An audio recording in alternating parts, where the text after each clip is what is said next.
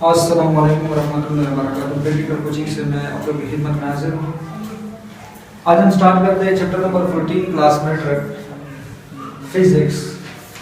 Chapter number 14 का जो नाम है आपके पास, अच्छा यहाँ पे मैंने चैप्टर 14 लिखा है। सबसे पहले आपने क्लास 9 में 10 चैप्टर के 2 चैप्टर वहाँ पे कवर किए। इसके जो बाकी चैप्टर है वो यानी 10, 11, 12, 13, 14 इस तरीके से ये आगे स्टार्ट होंगे। ठीक है, तो ये आपके पास कौन सा चैप्टर है? चैप्टर नंबर 14 और इसका जो नाम है वो है इलेक्ट्रोस्टैटिक। सबसे पहले आपने इलेक्ट्रोस्टैटिक को डिफाइन करना है, इसको समझना है, इसका जो कंसेप्ट है उनके बारे में आपने स्टडी करना है। तो इलेक्ट्रोस्टैटिक, इलेक्ट्रो का मतलब होता है चार्ज के बारे में।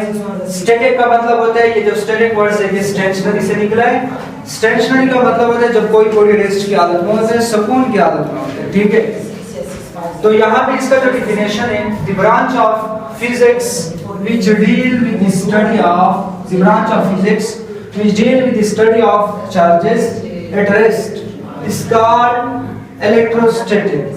यानी ये फिजिक्स का वो ब्रांच है, ये फिजिक्स का वो ब्रांच है क्या आपको चार्जेस के बारे में स्टडी करते हैं। लेकिन चार्जेस के बारे में कौन सी चार्जेस के बारे में? वो चार्जेस जो रेस्ट की हालत में होते हैं, उन चार्जेस के बारे में स्टडी करना, इसको क्या कहते हैं? इलेक्ट्रोस्टैटिक। यहाँ पे मैंने डिफिनेशन किया, आपको समझाया।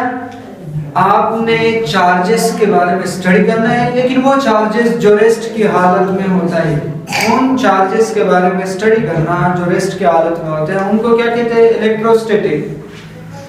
अब अगर मैं आपको एग्जांपल से समझाने की कोशिश करूं तो आपके पास मैं एक एग्जांपल बता देता हूं कि चार्जेस रेस्ट की हालत में कब होते हैं। तो आपके पास एक टॉर्च है, ठीक है, टॉर्च आप यूज भी करते हो रात के टाइम। ठीक है, उस टॉर्च के अंदर जो सेल लगा होते हैं, जो बैटरी लगा होते हैं, वो जो बैटरी है अगर वो टॉर्च से बाहर या वो टॉर्च के अंदर है लेकिन आपने उनको ऑन नहीं किया, तो ऑन होने से पहले उनके जो चार्जेस है वो किस चीज में है? रेस्ट की हालत में। या वो जो टॉर्च के अंदर सेल है, वो जो सेल है वो अगर बाहर टॉर्च के अंदर नहीं है, तो वो सेल के जो चार्जेस है वो किस चीज में है? रेस्ट की हालत में। तो मैंने आपको बता दिया यहाँ पे कि चार्जर रेस्ट की हालत में कब होता है। आपके पास एक सेल है, वो कहाँ पे हम यूज करते हैं? जो टॉर्च लाइट के अंदर आप यूज करते हो, वो अगर बाहर है तो वो चार्जेस रेस्ट की हालत में। लेकिन अगर वो अंदर है, आपने उनका जो बटन है ऑफ है, तो वो भी रेस्ट की हालत में। लेकिन अगर आपने उनको ऑन किया तो वो क्या है? मोशन के बाद मोशन में आएंगे। वो जो चार्जेस है वो किस चीज में आएंगे? मोशन में। तो उनके बारे में स्टडी करना, इसको क्या कहते हैं? इलेक्ट्रोस्टैटिक। चार्जेस जब रेस्ट की हालत में होते हैं उनके बारे में स्टडी करना इलेक्ट्रोस्टैटिक। अब अगर मैं जरा सा आपको इनका डिटेल बता दूं कि चार्जेस के बारे में सबसे पहले हमने कौन सा साइंटिस्ट ने बताया था, तो यहाँ पे मैंने एक नाम लिखा है, यूनानी साइंटिस्ट था थेलस। 2500 साल पहले इसने हमें चार्जेस के बारे में सिर्फ बताया था। लेकिन आपकी बुक में एक दूसरा साइंटिस्ट है, 1750 में उसने हमें बताया। बेंजामिन फ्रैंकलिन एक साइंटिस्ट से, उसने हमें चार्जेस के बारे में बताया और चार्जेस के जो टाइप्स है उनके बारे में भी हमें बताया। कैसे? एग्जांपल, ये जो प्लस का चार्ज होता है इसको उसने नाम दिया पॉजिटिव चार्ज। जो नेगेटिव यानी जो माइनस चार्जेस है, उस माइनस चार्जेस को बेंजामिन फ्रैंकलिन साइंटिस्ट ने नाम दिया नेगेटिव चार्ज। तो चार्जेस के जो टाइप्स है वो भी हमें कौन से साइंटिस्ट ने बताया? बेंजामिन फ्रैंकलिन, जो 1750 में इसने हमें बताया। ठीक है, तो इसके बाद बेंजामिन फ्रैंकलिन ने कुछ एक्सपेरिमेंट किए, कुछ एक्टिविटीज किया। ठीक है, वो एक्टिविटीज क्या थे उनके बारे में मैं आपको बता देता हूँ, क्योंकि आपकी बुक में भी है, आपकी सिलेबस में मौजूद है। तो यहाँ पे उसने जो एक्टिविटी नंबर 1 था, ये आपके पास एक्टिविटी नंबर 1 है। एक्टिविटी नंबर 1 में उसने क्या किया कि 2 प्लास्टिक के रोड लिए, दो प्लास्टिक के जो रोड है उनको फर के साथ उसने क्या किया, रब किया, रगड़ा।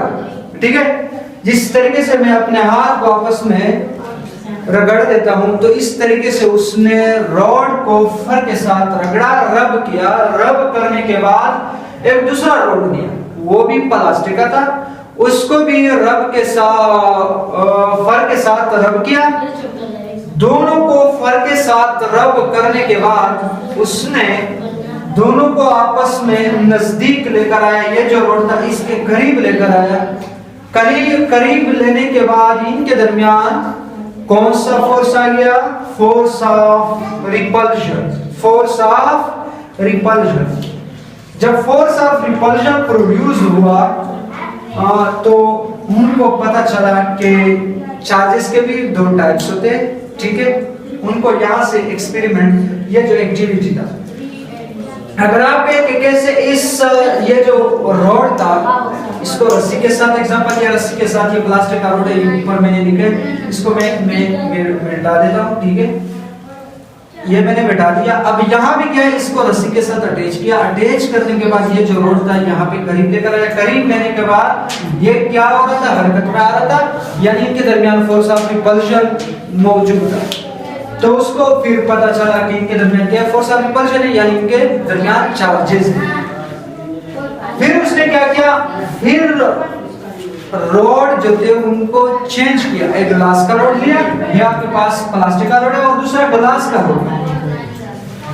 प्लास्टिक का जो रोड था उसको फर के साथ फिर इसने रब किया। रब करने के बाद फिर रब किया, और फिर ग्लास का जो रोड था, ठीक है, ग्लास का जो रोड था उसको सिल के साथ रब किया। जब सिल के साथ इसने इस ग्लास का जो रोड था रब किया, रब करने के बाद इनको रस्सी के साथ अटैच किया। अटैच करने के बाद ये जो ग्लास रोड था इसके करीब लेकर आ रहा था, तो इनके दरमियान क्या था, फोर्स ऑफ अट्रैक्शन। करीब आ रहा था तो इनके दरमियान क्या था, फोर्स ऑफ अट्रैक्शन।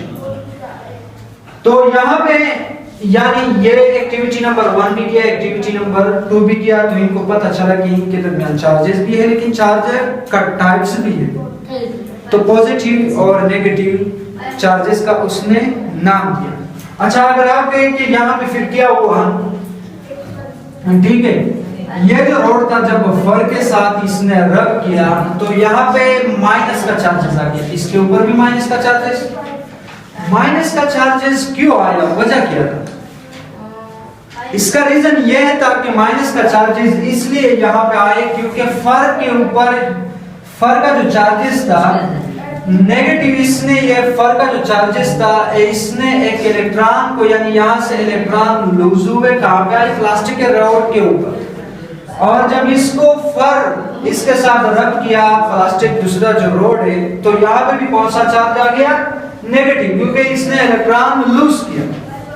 अगर हम कहें कि इसने इलेक्ट्रॉन लूज क्यों किया, इसने क्यों लूज इलेक्ट्रॉन को लूज क्यों नहीं किया, यानी फर ने इलेक्ट्रॉन लूज किया और जो प्लास्टिक का रोड था इसने क्यों लूज नहीं किया। ये प्लास्टिक का दोनों रोड है, ठीक है, प्लास्टिक का दोनों रोड है। इसने इलेक्ट्रॉन को लूज क्यों किया और फर ने लूज क्यों नहीं किया, तो मैं इसका भी मैं रीजन बता देता हूं।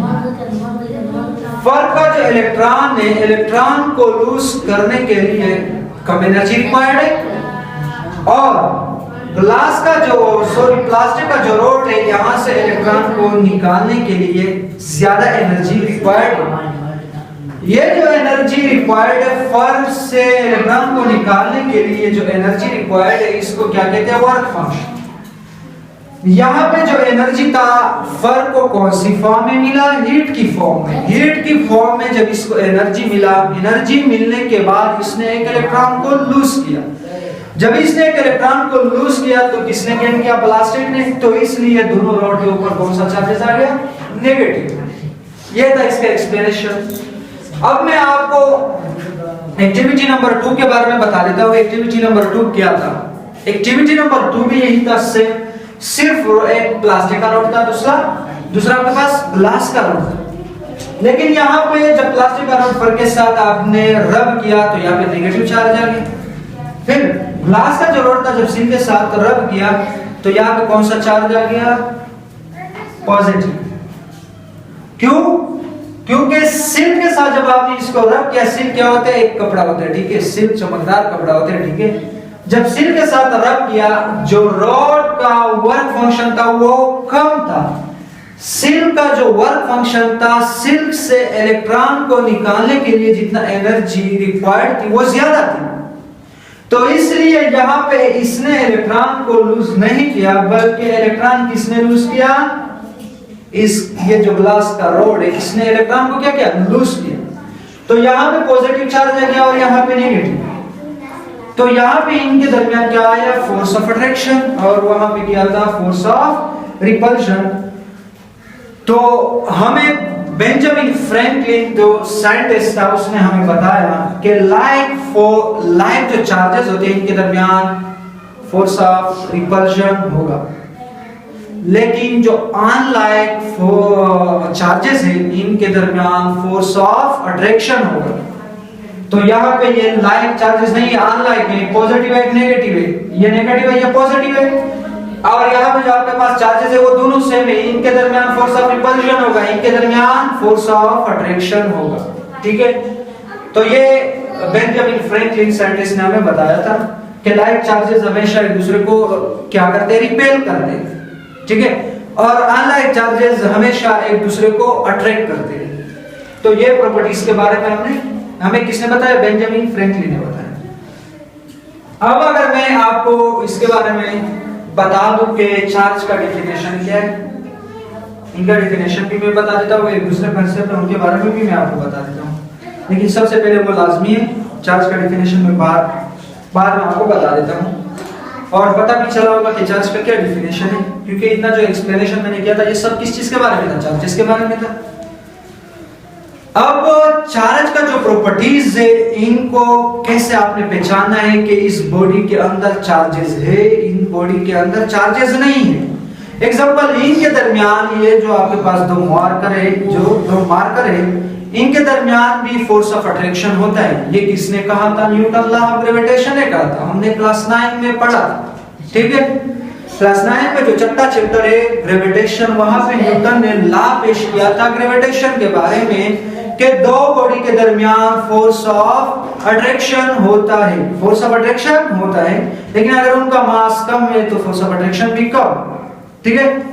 तो अब हम चार्जेस को कैसे पहचानना है, क्या मेथड है, क्या तरीका है? इनका तरीका मैं आपको बता देता हूं। दो बॉडी के दरमियान अगर फोर्स है, इनके दरमियान मैंने क्या कहा? न्यूटन ने कहा था कि फोर्स ऑफ अट्रैक्शन है। अगर दो बॉडी के दरमियान फोर्स ऑफ अट्रैक्शन है तो मैं इनको नहीं कह सकता हूं कि इनके ऊपर चार्जेस है, या इन बॉडी के ऊपर या इन बॉडी के ऊपर। क्यों?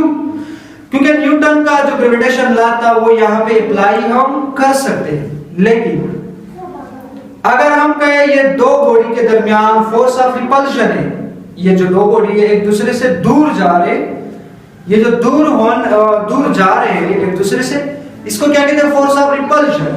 फोर्स ऑफ रिपल्शन की वजह से आप चार्जेस को फाइंड कर सकते हो, चार्जेस को मालूम कर सकते हो, लेकिन फोर्स ऑफ अट्रैक्शन की वजह से चार्जेस को फाइंड नहीं कर सकते हो, मालूम नहीं कर सकते हो। क्यों? क्योंकि इनका मैंने रीजन बता दिया कि न्यूटन लॉ ऑफ ग्रेविटेशन ने भी फोर्स ऑफ अट्रैक्शन के बारे में एक लॉ तो पेश किया था। तो अब हमें पता नहीं चलेगा कि ये फोर्स ऑफ अट्रैक्शन वो है या फोर्स ऑफ अट्रैक्शन चार्जेस के दरमियान है। तो चार्ज को फाइंड करने के लिए रिपल्शन फोर्स अगर है तो चार्जेस है, अगर रिपल्शन फोर्स नहीं है तो चार्जेस हम उनको नहीं कह सकते, ठीक है। ये था चार्जेस के बारे में, इसका सिर्फ मैं डेफिनेशन बता देता हूं। The property of electron proton which give rise to force of repulsion, यहां पे क्या लिखा है? फोर्स ऑफ रिपल्शन, ठीक है, ये FORC, force of repulsion between them. Charges क्या है? ये इलेक्ट्रॉन और प्रोटॉन का एक प्रॉपर्टीज है या मैटर का प्रॉपर्टीज है। कोई ज्यादातर लेक्चर में आपने सुना होगा कि ये किस चीज का प्रॉपर्टी है? मैटर का प्रॉपर्टी है। जो फोर्स को एक्सपीरियंस कर रहे हैं, जो फोर्स के जो असरात है वो हमें फील हो रहे हैं, ठीक है, ये भी ठीक है, कोई मसला नहीं, लेकिन मैटर के अंदर क्या होते हैं? प्रोटॉन और इलेक्ट्रॉन होते हैं। तो यहाँ पे मैंने क्या लिखा? The property of electron and proton which give rise to force of repulsion, ठीक है, बिटवीन देम। इलेक्ट्रॉन और प्रोटॉन का जो प्रॉपर्टीज है, फोर्स ऑफ रिपल्शन या फोर्स ऑफ अट्रैक्शन, इनको क्या कहते हैं? चार्ज। ठीक है, ये था चार्जेस के बारे में। ये चैप्टर नंबर 14 था। टॉपिक नंबर 1 इलेक्ट्रोस्टैटिक के बारे में मैंने आपको बता दिया। इसके अलावा अगर फिर भी आपका कोई क्वेश्चन है तो आप कमेंट सेक्शन में पूछ सकते हो। तो सर अब्दुल रशीद को इजाजत दीजिए। Thank you so much.